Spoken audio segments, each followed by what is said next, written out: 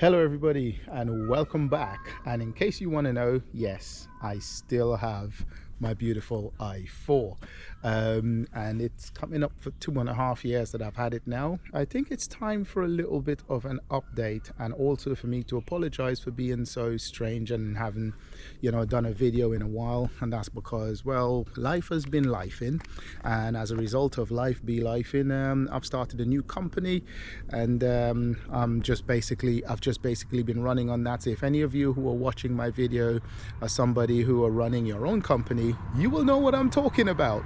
Anyway, let's get into what I want to talk to you about today. So first of all, it's been absolutely amazing running this car over the last 2.5 years, and my intention is to keep it because I am still very much enjoying this car. I saw a new i4 being announced and I'm like, no, well, I can't afford to anyway because I've just started a company. So I've made my peace with many things. Now, there are some things that I just want to tell you about, just so you are made aware. One of the beautiful things of this car is that you have the air suspension at the back, and every time you get to a destination, especially if the car is familiar with the destination, as soon as you reach your destination, the back lowers into this sort of squat type of stance. Now, if you take it back a little bit, you'll see the profile, it's not that bad. The profile is pretty much all right. But you'd remember that I did a video about a few months ago where I talked about having that blowout on the motorway. I think I might be onto something. So let me tell you about that blowout. It might sound like I'm all over the place, but I'm coming to a point here. Now, for the whole time, every time I drive the car, in the first year of owning it, I would only drive in EcoPro. What I didn't realize about EcoPro is this.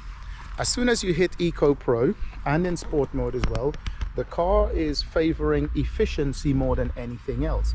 So what will happen is that your car will have a lower ride height, to maintain some sort of better flow of air underneath the car in particular. Now, when it's riding lower, your back wheels would have a bit of a negative camber. Let's see if we can see it. So there's going to be a bit of a negative camber, and as a result of that, even though you check your tire thread, you might be thinking to yourself, well, I've got loads of like tire thread left, but I would say get it into a tire shop, let them put it on the machine, jack it up in the air, and really check, because you could be eating that tire out from the inside and not realize it. So what I've done so far and by the way, I should mention, when I had that blowout, the car had only done about 20,000 miles, okay, and I had the hand-cooked tires that it came with. I have now since got these Pirelli P0s, and by the looks of it, they look pretty much all right.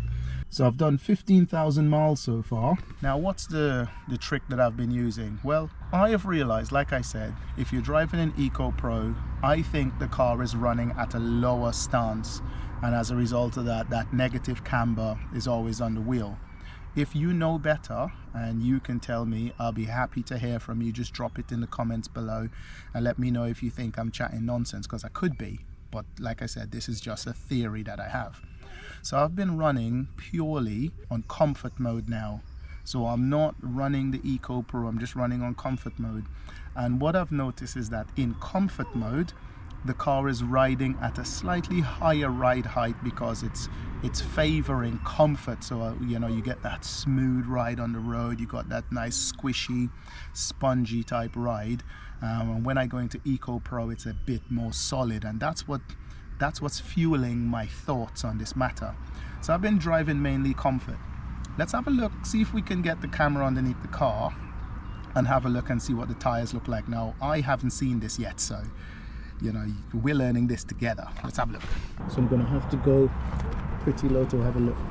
I don't even know what the lighting is underneath there, so I'm gonna come back out and have a look. Now, if you can see any wear on the inside, any cutting, then this is the place where I would see it, and I will do a voiceover if I spot anything, but from my rudimentary quick look there just now, that looks all right to me.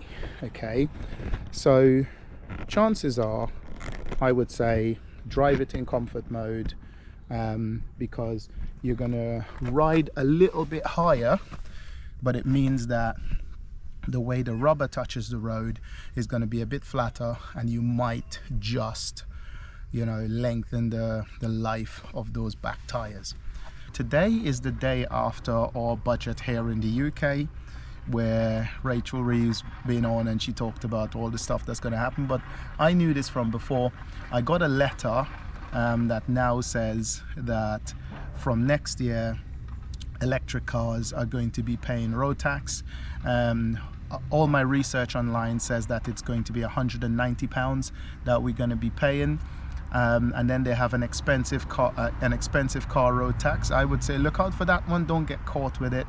So traditionally, when the government brings in new rules around road tax, it usually affects all new cars that are being registered.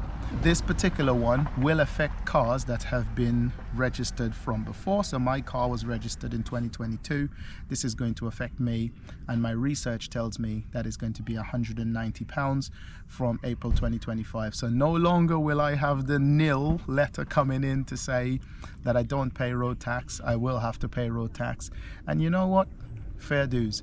One of the reasons why I bought an electric car was also, well, kinder to the planet. I needed something a little bit cheaper to run. I have never paid £190 to run a BMW. I've always had 5 Series from various amount, 2 litres all the way up to the 3 litre, and it's always been 300 and something plus.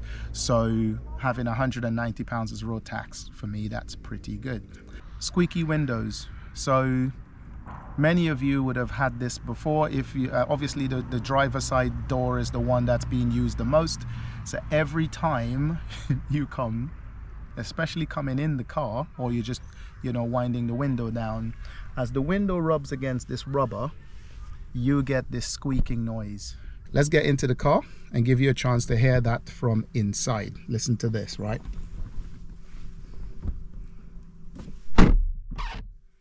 Do you hear that? Now, what happens if I decide to wind down the window? This is what I'm going to get.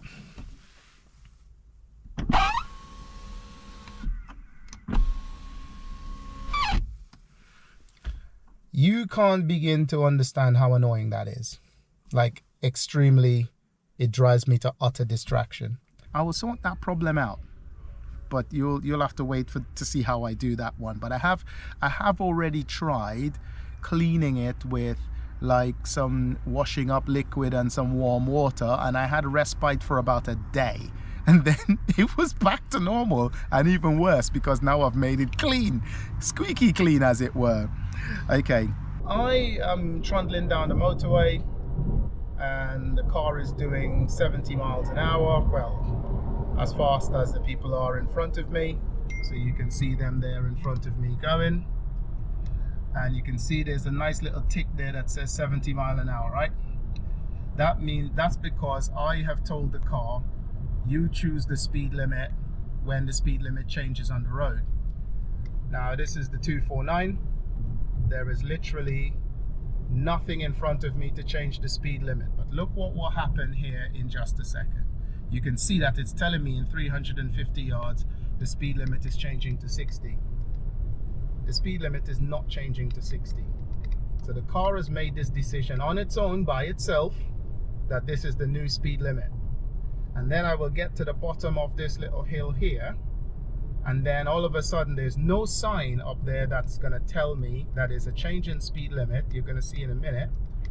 So no sign up there tells me there's a change in speed limit. Look, and it's now telling me in 250 or 200 yards, and now it's going to change back to 70.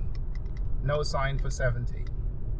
Okay, nothing at all. It's just made that decision all on its own.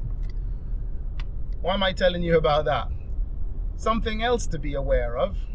If, like me, you know, you don't want to be getting in problems with the law for speeding or anything like that, then it will be a good idea to, you know, just keep an eye on that, because sometimes the car will make that decision at last minute notice, and then it will slam on the brakes quite, you know, viciously.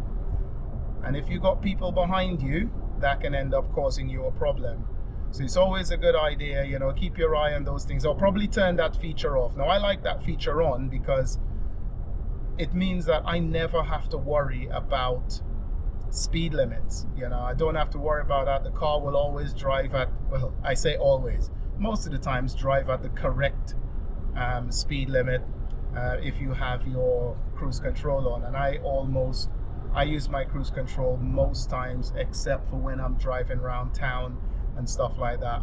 But if I'm doing like motorway driving and stuff like that, I put the cruise control on, because then it takes the pressure off driving. And because I've opted for things like, you know, the assisted driving, where the car can steer itself to keep in lane, and you have the radar support to keep you a safe distance from cars in front of you, it just makes doing long haul trips dead easy. Absolutely love it.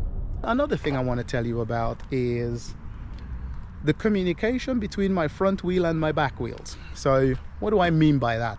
Well, sometimes when I'm coming off my drive, now on my drive the ground is pretty much similar to what you're seeing here, and you know, you got a little bit of gravel and stuff like that, but it's not as bad as it is here. Okay, now if I'm reversing off the drive, the car does something that's a little bit sort of weird. You're coming off the drive, and sometimes, obviously because it's an electric car, you get more torque than you would a petrol or diesel car. So it's pulling its way off the drive, and sometimes I will sort of dab the brakes a little bit, because I'm like, don't come out so fast, I don't want to run over a kid who's going to come across my driveway or something. And what it does is the back wheel keeps pulling and the front wheel starts skidding. So what happens is, somehow they're not talking to each other. That is still very much engaged with power, and this one is now locked because my foot is on the brakes, and it would just pull it a few inches before the car realizes that, actually, you know, slow down mate, I don't want you to go so fast. So that's just something to be aware of. It could be a little bit mad when it happens the first time or the first few times, so just be aware of it, you know. But all in all, what I want to cover in this video, some of the great things I want to cover in this video, you know, just doing a quick walk around the car. She's still beautiful. I still absolutely love the look of it.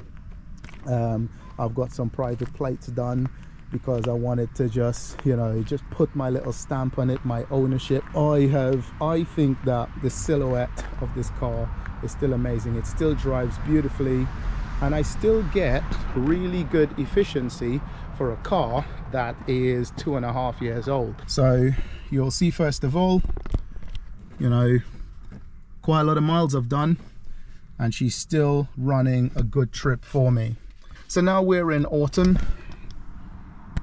you know, 14.5 degrees today, and I charge normally to about 90%. I'm down on 30, but now, you know, as you can see here, about 3.7 miles per kilowatt hour is what I'm getting, which for this car, for me, for a car this old, I think is pretty good. So I'm still enjoying that. In the summer months, I'm still having a really good time getting right up at 300, over 300 miles to a charge. So I'm quite happy with it. I'm looking after the car because, like I said, I want to keep it. It's a beautiful car, even though I had my issues, as you would have seen in some of my other videos, with the seats and all that sort of stuff. But in this video, I just wanted to have a quick catch up with you guys again, to let you know I still got it. She's still my baby. She's still doing really, really well. I really enjoy driving it. Yeah, when I have another update, I will let you guys know. But for now, I'm gonna sign out, and I'm gonna catch you guys on the next video. Thank you for watching. Take care. I have in my hand an unknown substance that I will use to sort my window problem out. Let's just say it's a substance that you can use on the skin and leave it for long periods of time. I won't tell you what it is. I'm going to apply it now to the rubber, just on that side there, and then we're going to sit in the car and see how well that works. Let's give this a test. Not a sound. Woohoo! It's brilliant. Let's take the window down. Oh yeah, now that's nice. Yeah, don't ask me what that substance is. I can't tell you, but that problem is gone. Let's see how long it's gone for.